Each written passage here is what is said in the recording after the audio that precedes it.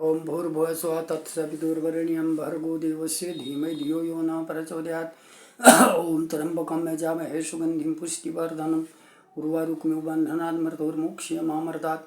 ओम ऐं ह्रीं क्लीं चामुण्डाय विच्चे। मित्रों, मैं रामोद पांडे शास्त्री आज कुमारी वैष्णवी चैनल से आप लोगों के समक्ष मिथुन राशि के संपूर्ण जीवन का विश्लेषण व्याख्या स्वरूप प्रस्तुत करने जा रहा हूँ। सूर्य मिथुन राशि में पाश्चात्य मत से 22 मई से 21 जून तक और भारतीय मत के अनुसार 15 जुलाई तक रहता है। पंजाब बंगाल में 1 से 30 आषाढ़ तक यह सौर मास रहता है। पंचांग के अनुसार सूर्य मिथुन राशि में जब तक रहता है आपकी राशि मिथुन और मिथुन राशि का स्वामी बुध है। मिथुन राशि वालों में बुध के गुण पाए जाते हैं। बुध वाणी का स्वामी है। बुध धन का देवता है। ग्रहों के राजकीय परिवार में जहाँ सूर्य को राजा, चंद्र को रानी कहा गया है, मंगल को सेनापति, बुध को युवराज माना जाता है। बुध राजकुमार की पदवी दी गई है। चिकित्सा, गणित, विद्या, लेखन कला, वाणिज्य, वकालत, व्यवसाय कारक है। यह शुभ ग्रह है, लेकिन क्रूर ग्रहों के साथ रहने से क्रूर हो जाता है। कन्या का बुध उच्च एवं प्रबल होता है, जबकि मीन का बुध निम्न या निर्बल होता है। प्रसन्न चित्त, मजाकिया स्वभाव, उत्तम वक्ता, दिलग्गीबाज, बातून, वाक्पटु, नई नई स्कीमों में बनाने वाला, अपने भेदों को गुप्त रखने वाला, बुद्धिमान, विद्वान होते हैं। प्रबल मातृभक्त भी होते हैं। हस्तकला, कौशल, वैद्य शास्त्र का ज्ञाता होते हैं। ऐसे व्यक्ति मिलनसार, दूसरों के साथ मिलकर काम करने वाले, विद्या प्रेमी, अध्ययनशील, व्यापारिक बुद्धि वाले, गान वाद्य के प्रेमी होते हैं। क्रोध जल्दी नहीं आता है, आने पर जल्दी शांत हो जाता है और बाद में पश्चाताप भी करते हैं। ज़्यादातर शांत व चुप्पी, अंतर्मुखी वृत्ति होती है। अपना पसंद के विषय पर खूब बात करते हैं। आर्थिक स्थिति परिवर्तनशील रहती है। पिता के निमित्त कई कठिनाइयाँ उठानी पड़ती है। संतान कई होते हैं, परंतु उनकी माता पिता से ठीक से पटती नहीं है। ऐसे लोगों का अपने परिवार कुटुंब के लोगों के साथ, नौकरों एवं मातहतों के साथ मनोमालिन्य, झगड़ा फसाद रहता है। प्रेम संबंधों, मित्रता व साझेदारी में निराशा और कष्ट ही उठाना पड़ता है। विवाह एक से अधिक हो सकते हैं। पत्नी के अतिरिक्त किसी से स्थायी प्रेम संबंध भी, अनेक प्रकार के व अनेक लोगों से मित्रता होगी, जिनमें से कोई शत्रु भी रख, और जो भी 2 4 10 इनको कोई व्यक्ति मिला, उसमें से कोई न कोई, कुछ न कुछ लोग इनके दोस्त अवश्य हो जाते हैं। चाहे वो ट्रेन में जा रहे हों, फ्लाइट में जा रहे हों, कहीं भी यात्रा में हों, कहीं भी किसी कार्य में हों, किसी भी स्थान पर हों, इनके पेन फ्रेंड बनते जाते हैं, जिनमें कोई शत्रुता भी रखेंगे। 35 वर्ष के बाद शत्रुता के द्वारा बाधाएं उपस्थिति की जाएंगी। आमदनी के जरिए एक से अधिक होंगी। सहयोगी, पड़ोसी तथा ससुराल के लोगों से संबंध अच्छे नहीं रहेंगे। ये लोग बड़े प्रतिभाशाली, फुर्तीले, चतुर व राजनीतिज्ञ होंगे। दूसरों की कमजोरी को तुरंत भांप लेते हैं। बहुत अच्छे वक्ता, मजाकिया एवं व्यंग करने वाले और चंचल प्रकृति के होते हैं। कुछ ना कुछ करते रहना व प्रसन्नचित्त रहना इनका स्वभाव है।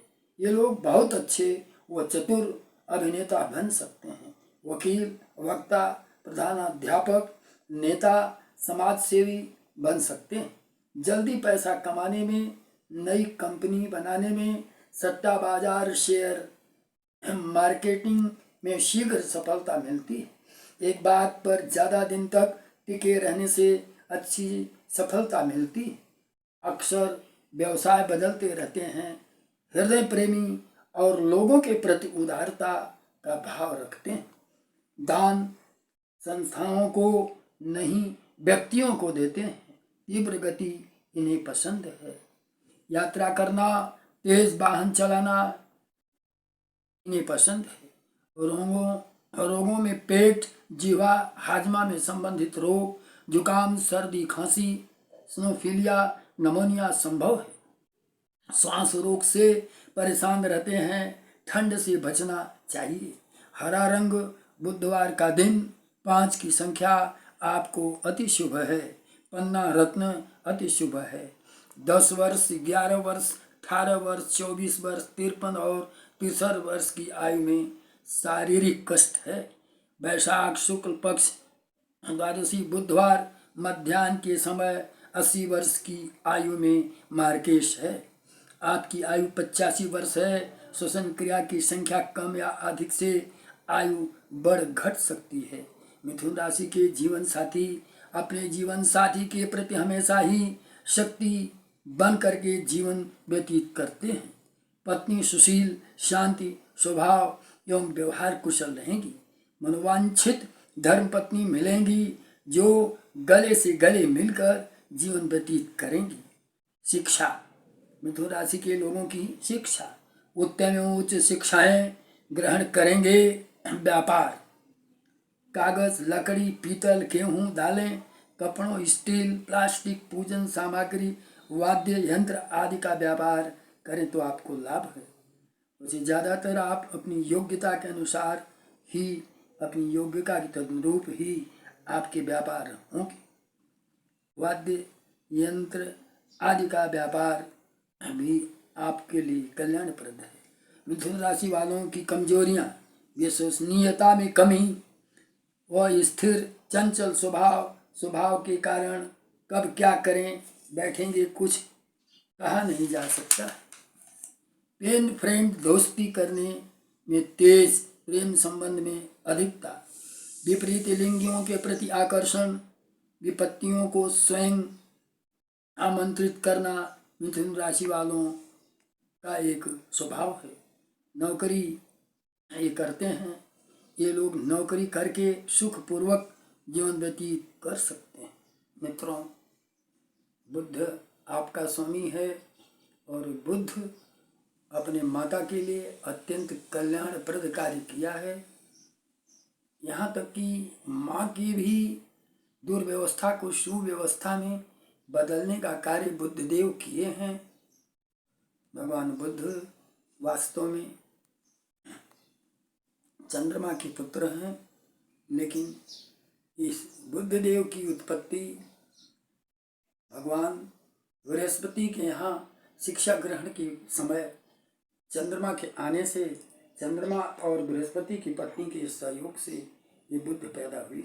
बाद में निकाले गए घर से और वहाँ बुद्ध जब 12 साल के हुए तो बुद्ध देवता घोर परिश्रम करके एक साधना शुरू किया और वह साधना माता जी से पूछने पर कि मेरा पिता कौन है, माँ ने अपनी सारी स्थिति को बताया।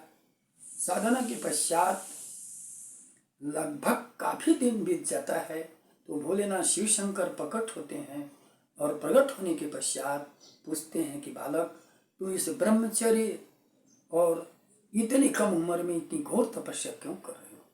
भगवान शंकर से उन्होंने कहा, प्रभु आप लोग मुझे डिस्टर्ब न करें, आप लोग मुझे अपनी साधना करने दें। भगवान शंकर ने बार बार इनसे अत्यंत कोमल वाणी में बोला। अंत में बुद्ध जी कहते हैं, प्रभु मेरे पिताजी बृहस्पति को कौन सी ईर्षा इनके अंतर्गत कौन सी त्रुटि थी कि विधि का विधान ब्रह्मा जी ने उल्टा पुल्टा लिखा। भगवान शंकर ने पूछा, बेटा तेरी बात समझ में नहीं आ रही। बुद्ध ने कहा, क्या आप विधि के विधान को मानते हैं?